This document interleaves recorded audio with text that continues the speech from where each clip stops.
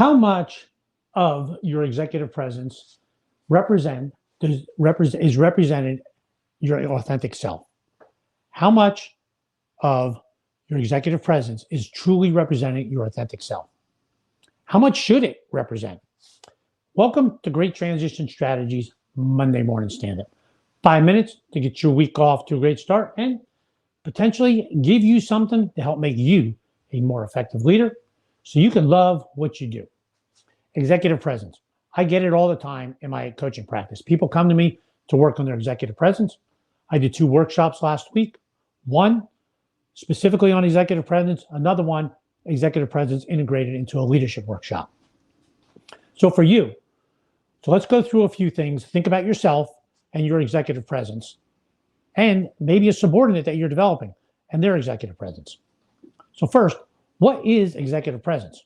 It is what you are representing, what you are presenting, what you want to present to others.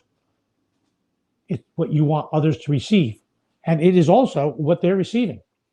So it's 2 parts, and it really depends on perspective. What you're trying to put out, what they're receiving, are they receiving it? So that's the start. Think about yourself. What are you trying to put out? What is the presence that you want people to see? How do you want them to see you? So define that.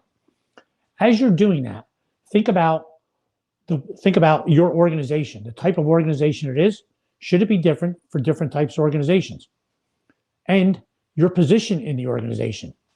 If you're a nonprofit, if you're a startup, if you are corporate, you're a bank, you're in a school, should your executive presence be different based on the type of organization you're in and the position? Running the business, you're a small business owner, you're in the C-suite, VP, director, program manager, line worker, salesperson. What do you want projected? Should it be different? So that's the first part I want you to think about. What are you trying to present? How should that come across?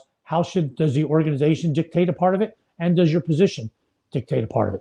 So that's the first part. Next part. How much of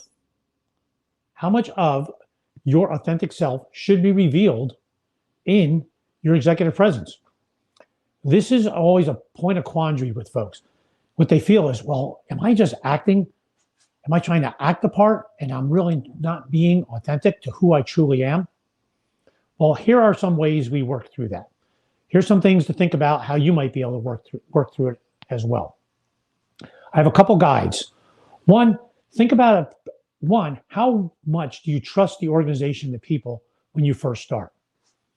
You start a relationship with someone, you meet this new friend, how much do you reveal on day one? Where are you on 3 months in, 6 months in, 12 months in? Over time, it gets revealed. Why? Because you're more comfortable with the individual. You know there's a level of trust. Now, going into an organization, if you're brought on as a leader, you might need to be more vulnerable, and you might need to reveal more in the early stages just because of your position. Here's the other guide. So 1, trust. How much do you trust them? What does it take to build that trust? The next part is the word professionalism. What is professional to reveal to individuals? You don't reveal everything. They don't have to know everything about you.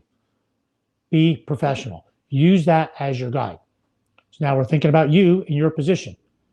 How much are you revealing? And have you crossed the bounds of professionalism? Or ensure you stay within the bounds of professionalism. Last one.